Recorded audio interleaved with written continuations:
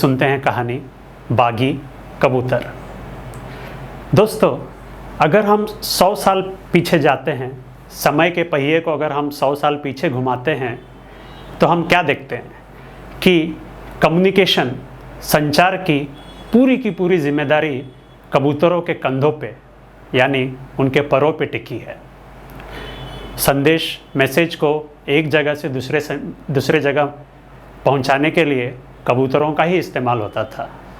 उनके पैरों में चिट्ठियाँ बांधी जाती थी और वो चिट्ठियाँ कबूतर एक जगह से दूसरी जगह पहुंचाती थी।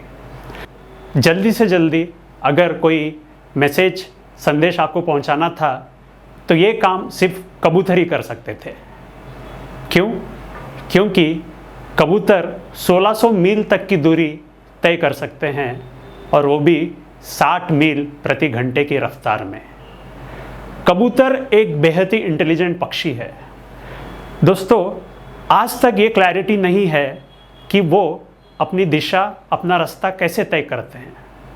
साइंटिस्ट ने अंदाज़ा लगाया है कि वो सूरज और सुगंध और अर्थ के मैग्नेटिक फील्ड से अपनी दिशा तय करते हैं।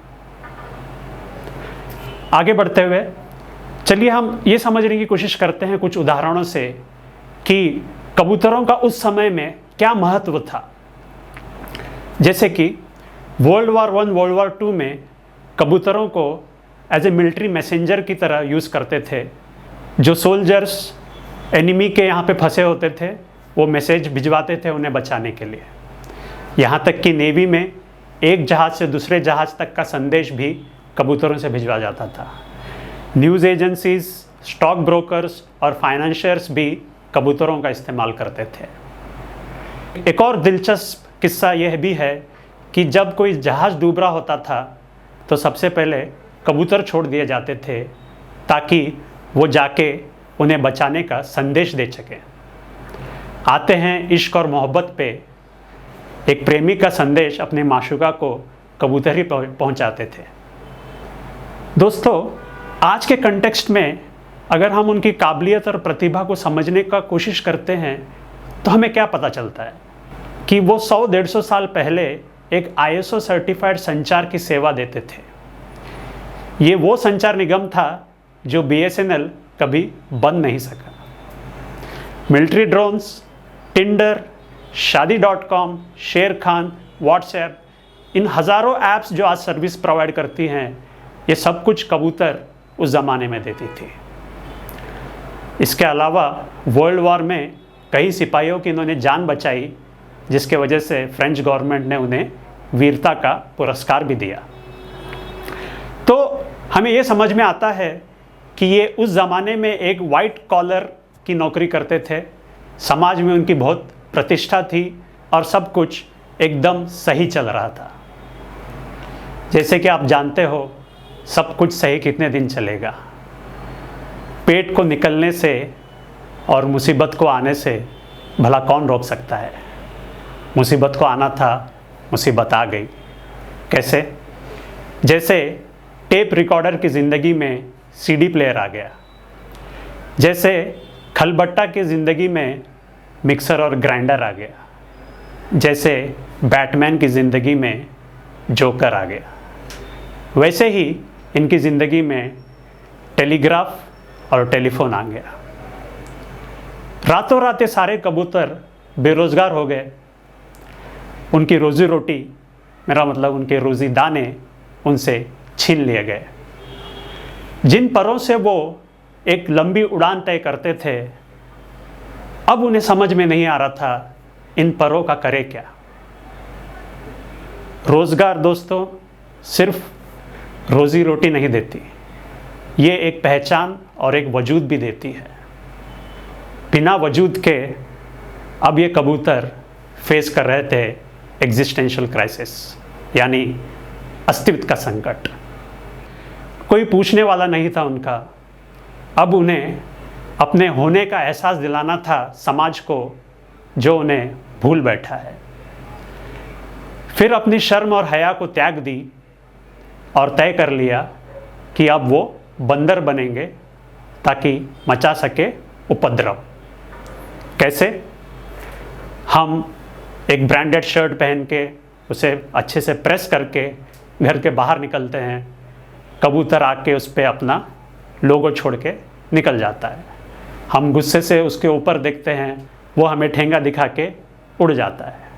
लोग लाखों की कार खरीदते हैं, कबूतरों का झुंड जुलाब की गोली खाकर उस कार का पूरा रंग बदल देता है। कार वाले को अपनी कार की पहचान तभी होती है जब वो कार का रजिस्ट्रेशन नंबर देखता है। हमारे घर में हम दीवारों पे महंगी पेंटिंग लगाते हैं और कबूतर आके उसमें अपने खुद के रंग भी भर देते हैं। जब उनके परों को काम था तब वो ऐसे नहीं थे। काफ़ी सभ्य सुशील हुआ करते थे, काफ़ी सलीके से जिया करते थे। ऐसे खुले में हल्के नहीं हुआ करते थे। हल्का अगर उन्हें होना होता तो झाड़ियों में या खेतों में जाते थे, ताकि उनके प्रसाद से खेतों और झाड़ियों को खद मिल सके। जब उनके पास रोज़गार था, उनका लगातार प्रगति उत्क्रांति हो रही थी। वो लोग अल्फ़ाबेट सीख रहे थे, मिरर टेस्ट पास कर चुके थे।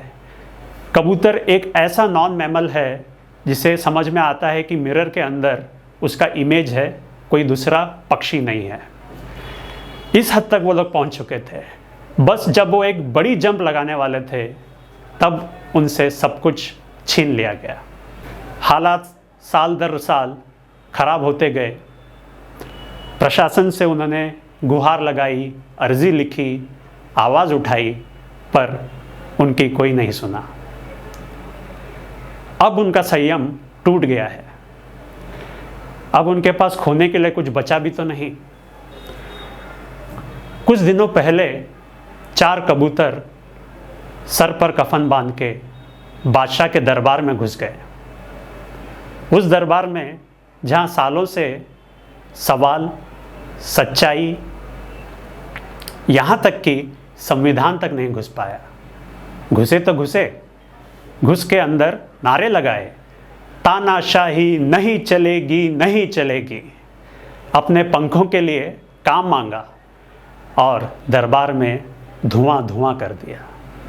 4 कबूतरों को कैद कर लिया गया, उन्हें जंजीरों में जकड़ा गया, उनके पंख काट दिए गए।